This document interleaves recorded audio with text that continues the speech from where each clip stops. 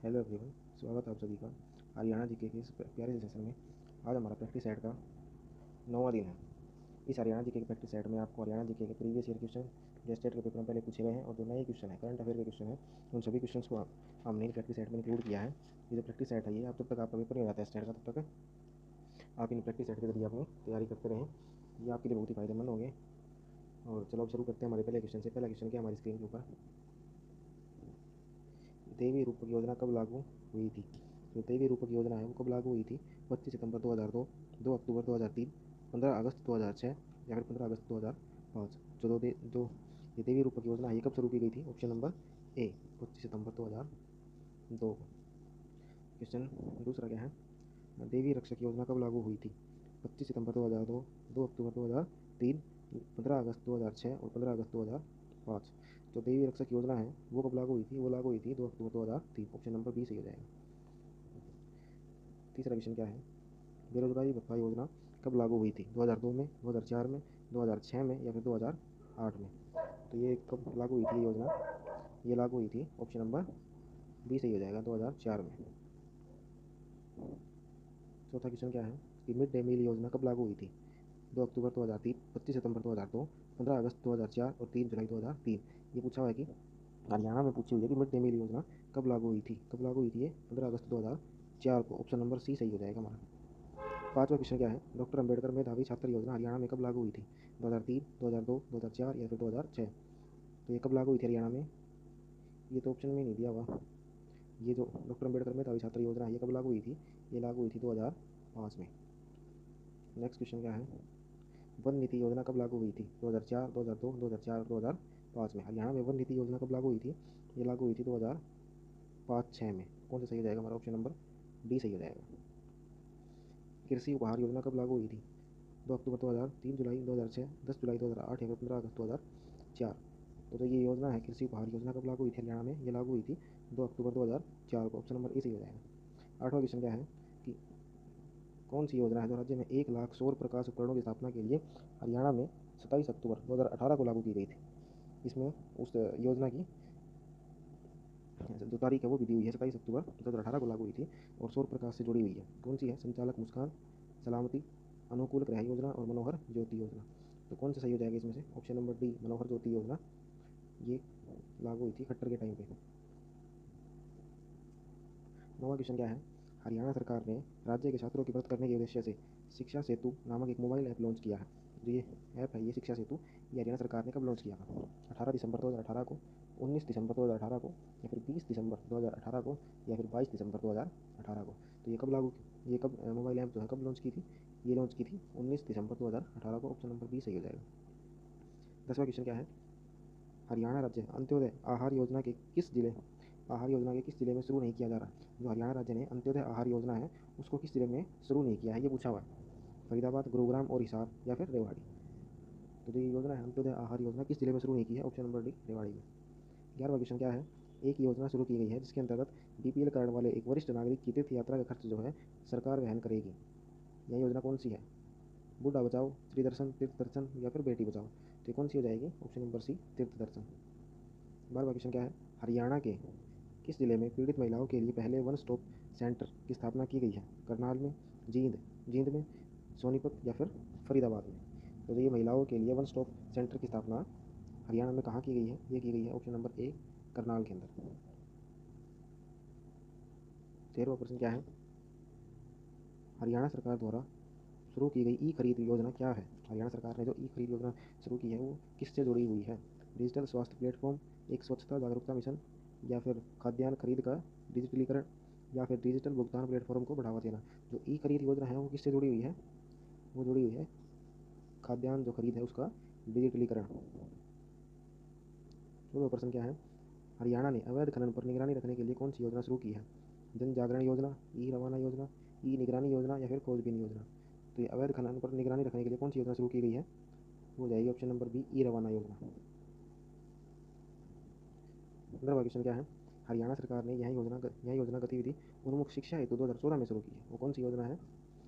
मुख्यमंत्री शिक्षा दीक्षा योजना या फिर शिक्षा परियोजना अभियान या मुख्यमंत्री सर्व शिक्षा अभियान या फिर इनमें से कोई नहीं? तो हमारा सही आंसर क्या हो जाएगा? ऑप्शन नंबर ए, मुख्यमंत्री शिक्षा दीक्षा योजना। 16वां क्वेश्चन क्या है, हरियाणा पिछड़ा वर्ग आयोग को कब स्थापित किया गया था। हरियाणा जो पिछड़ा वर्ग आयोग है उसकी स्थापना कब हुई थी, 1980 में, 1990 में, 2000 में या फिर 2001 में। तो कब इसकी स्थापना हुई थी, 1990 में। थारी पेंशन थारे पास योजना जो है 2015 के दौरान सुनिश्चित करने के लिए शुरू की गई थी। किसको सुनिश्चित करने के लिए शुरू की गई थी? पेंशन में पारदर्शिता, सरकारी परिणामों में पारदर्शिता, पकाने वाली गैस की आपूर्ति में पारदर्शिता, या फिर सामाजिक सुरक्षा पेंशन में पारदर्शिता। तो तारी पेंशन तारे पास योजना किससे जुड़ी हुई है? ये है सामाजिक सुरक्षा पेंशन में पारदर्शिता। 18वां प्रश्न क्या है, हरियाणा अंत्योदय परिवार उत्थान 2021 किस महापुरुष की जयंती पर घोषित की गई थी। ये जो है ये जो स्कीम है ये किसकी जयंती पर शुरू की थी? महर्षि वाल्मीकि जी, गुरु रविदास जी महाराज, संत कबीरदास जी, या फिर पंडित दीनदयाल उपाध्याय। तो ये हरियाणा अंत्योदय परिवार उत्थान योजना किसके जन्मदिवस पर शुरू की गई थी? Option number B, Guru Ravidas ji महाराज। 19वां क्वेश्चन क्या है, हरियाणा में वीर एवं शहीदी दिवस किस तिथि को मनाया जाता है। हरियाणा में वीर एवं शहीदी दिवस किस तिथि को मनाया जाता है? 23 मार्च को, 23 अप्रैल को, 23 अगस्त को, या उपरोक्त में से कोई नहीं। तो कब मनाया जाता है? ये मनाया जाता है, हरियाणा के अंदर पूछा हुआ है कब मनाया जाता है। ये मनाया जाता है 23 सितंबर को। 20वां क्वेश्चन क्या है, निम्नलिखित में से किस राज्य ने प्राणवायु देवता पेंशन योजना आरंभ की है। महाराष्ट्र ने, हरियाणा ने, सिक्किम ने, या फिर इनमें से कोई नहीं। तो हमारा सही आंसर क्या हो जाएगा? बी, हरियाणा। 21वां क्वेश्चन क्या है, हरियाणा के किस भाग में शिवालिक पर्वत श्रेणियाँ स्थित हैं। उत्तर पश्चिम, उत्तर पूर्व, दक्षिण पश्चिम, या दक्षिण पूर्व। तो जो शिवालिक पर्वत श्रेणियाँ हैं ये हरियाणा के कौन से भाग में स्थित है? ये है उत्तर पूर्वी क्षेत्र के अंदर। शिवालिक पहाड़ियाँ किस जिले में स्थित है? साहिबी, अम्बाड़ा, अरुणा और गग्गर। अब इसमें एक ही जिला दिया हुआ है, कौन सा? अम्बाड़ा, ऑप्शन नंबर बी। 23वां क्वेश्चन क्या है, शिवालिक पहाड़ियाँ हरियाणा के निम्नलिखित में किस जिले में नहीं पाई जाती। अम्बाड़ा में, यमुनानगर में, सिरसा में और पंचकुला में। तो ये कहाँ नहीं पाई जाती? ये नहीं पाई जाती सिरसा के अंदर शिवालिक पहाड़ियाँ नहीं पाई जाती। 24वां क्वेश्चन क्या है, हरियाणा के किस जिले के निकट मोरनी पहाड़ियाँ स्थित है। अम्बाड़ा, करनाल, यमुनानगर और पंचकुला। तो हरियाणा के किस जिले में मोरनी पहाड़ियाँ हैं? वो जाएंगे ऑप्शन नंबर डी, पंचकुला के अंदर। शीशे वाली मस्जिद, दीनी मस्जिद और लाल मस्जिद, ये जो तीनों मस्जिद है ये कहाँ स्थित है? कुरुक्षेत्र, रोहतक, पलवल और कैथल। तो ये कहाँ स्थित है? तीनों की तीनों ये हो जाएंगे ऑप्शन नंबर बी, रोहतक के अंदर। अब जो दीनी मस्जिद है ये भगवान इस दीनी मस्जिद के अंदर क्या है कि भगवान महावीर की मूर्ति इसमें रखी हुई है। और जो लाल मस्जिद है ये कहाँ है? रोहतक में। इसका निर्माण कब करवाया गया था? इसका निर्माण करवाया था 1939 में आसिफ अली के द्वारा। 26वां प्रश्न क्या है, राज्य की कौन सी मस्जिद पहले एक जैन मंदिर थी। कौन सी मस्जिद पहले एक जैन मंदिर थी? शीशे वाली मस्जिद, दीनी मस्जिद, काजी की मस्जिद और मायू की मस्जिद। तो इनमें से हमारा सही आंसर कौन सा हो जाएगा? इसमें हो जाएगा ऑप्शन नंबर बी, दीनी मस्जिद।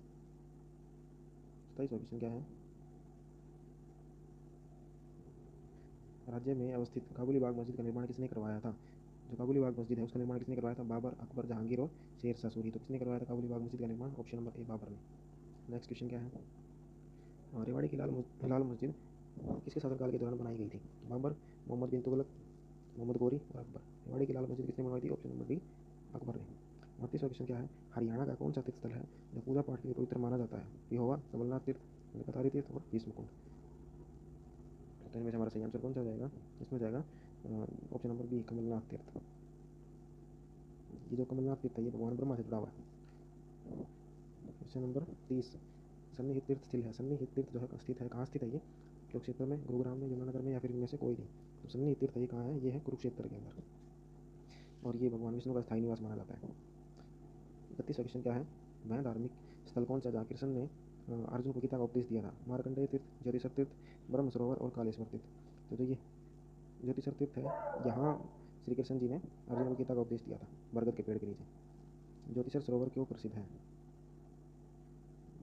ऑप्शन नंबर ए क्या है? श्री कृष्ण ने यहाँ अर्जुन को गीता के ज्ञान से अवगत कराया था। ये हमारा सही हो जाएगा। ये यहाँ शंकराचार्य ने भगवद गीता के दर्शन का मनन किया था। इसमें सही आंसर क्या हो जाएगा हमारा? ये तो हो जाएगा गलत, ए और बी दोनों ये गलत और ये गलत। तो हमारा सही आंसर क्या हो जाएगा? ऑप्शन नंबर ए, कि यहाँ श्री कृष्ण जी ने अर्जुन को गीता का उपदेश दिया। सलारगंज गेट किस जिले में स्थित है? गुरुग्राम, फरीदाबाद, सोनीपत और पानीपत। तो सलारगंज गेट कहाँ है? ऑप्शन नंबर डी, पानीपत में। 34वां क्वेश्चन क्या है, किशोरी महल बारह खम्बा छतरी का निर्माण किस शासक ने करवाया था। राजा राम ने, गोकुल ने, सूरजमल ने और टोडरमल ने। जो किशोरी महल है और 12 खम्बा छतरी है इसका निर्माण किसने करवाया था? ऑप्शन नंबर डी, टोडरमल ने। 35वां क्वेश्चन क्या है, बीरबल का रंग महल हरियाणा के किस जिले में स्थित है। फरीदाबाद में, गुरुग्राम में, यमुनानगर में और बादरगढ़ में। तो ये कहाँ हो जाएगा? बीरबल का रंग महल ही हो जाएगा, बूढ़िया, यमुनानगर के अंदर। 36वां क्वेश्चन क्या है, गुरुकुल जज्जर पुरातत्व संग्रहालय में कहाँ से प्राप्त सिक्के रखे गए हैं।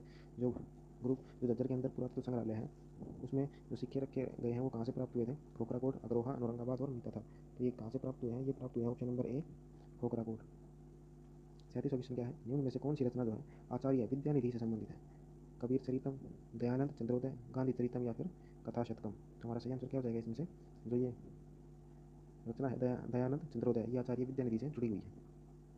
38वां क्वेश्चन क्या है? हरियाणा वैभवम के लेखक पंडित शिवराम शास्त्री का जन्म कहाँ हुआ था? पानीपत, रोहतक, चरखी दादरी और गुरुग्राम। तो इनका जन्म कहाँ हुआ था? ऑप्शन नंबर सी, चरखी दादरी में। 39वां क्वेश्चन क्या है? खंड काव्य सांख्य सुधाकर के लेखक कौन है? लक्ष्मण सिंह अग्रवाल है, बनमालीदास शास्त्री है, हंसराज नागर है या फिर श्रीमती शांति राठी है। तो हमारा सही आंसर क्या हो जाएगा इसमें? Option number B, Banmalidas Shastri. 40वां क्वेश्चन क्या है? वैद्य शंकरलाल ने किस संस्कृत उपन्यास की रचना की थी? शशि प्रभा, आंगी, मांडिया और दिमाग की। तो जो वैद्य है इन्होंने किसकी रचना की थी? इन्होंने रचना की थी ऑप्शन नंबर ए, शशि प्रभा की। 40वां क्वेश्चन क्या है? निम्नलिखित में से कौन सा हरियाणा की महिलाओं का परिधान है जो दुल्हन को विवाह के समय दिया जाता है?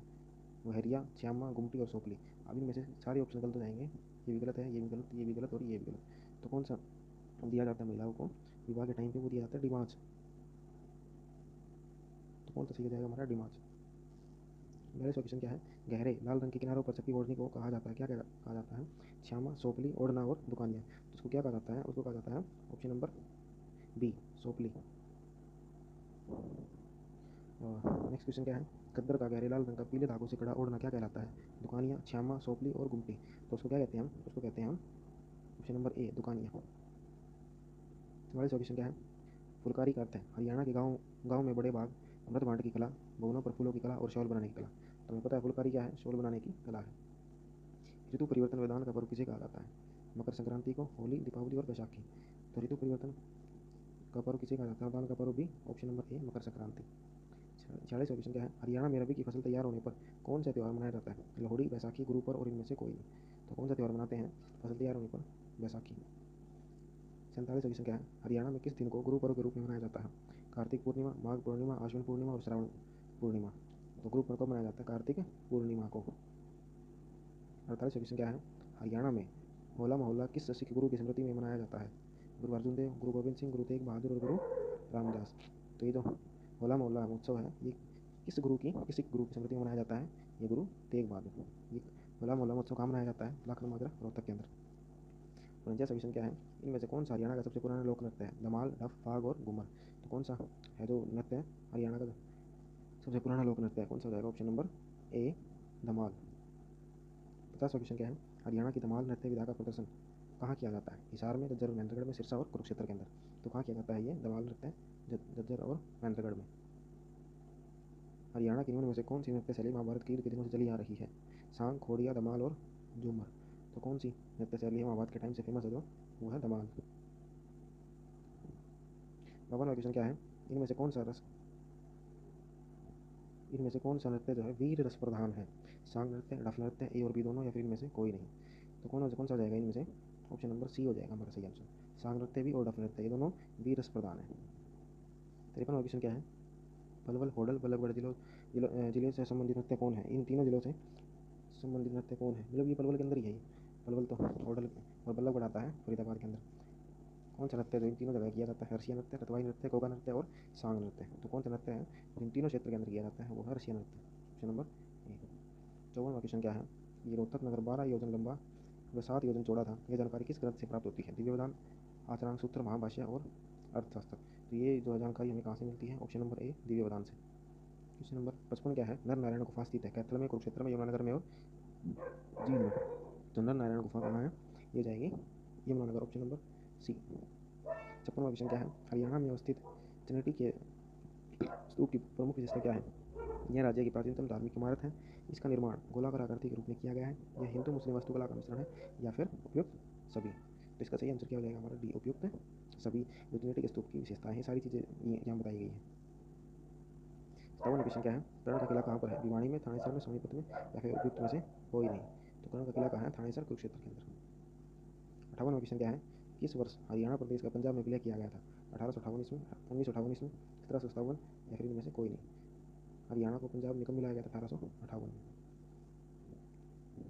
59वां क्वेश्चन क्या है? अलग हरियाणा राज्य के लिए मांग किस वर्ष से प्रारंभ हो गई? 1905 से, 1907, 1909 और 1911। तो जो अलग हरियाणा की मांग कब से प्रारंभ हो गई थी? 1907 से। 60वां क्वेश्चन क्या है? कि पृथक हरियाणा की मांग का राष्ट्रीय आंदोलन के किस नेता ने समर्थन किया था? लाला लाजपत राय ने, अरुणा आसाफ अली ने, ए और बी दोनों या फिर इनमें से कोई नहीं। तो हमारा सही आंसर क्या हो जाएगा कि ऑप्शन नंबर सी, ए और बी दोनों, लाला लाजपत राय और अरुणा आसफ अली, इन दोनों ने ही पृथक हरियाणा की मांग जो की थी। आज हमने इस प्रैक्टिस सेट में 60 क्वेश्चन किए हैं। अब इस 60 क्वेश्चन में से आपके कितने क्वेश्चन ठीक थे कमेंट करके जरूर बताना। और अगर वीडियो अच्छी लगी हो तो वीडियो को लाइक करना और चैनल को सब्सक्राइब करना। धन्यवाद।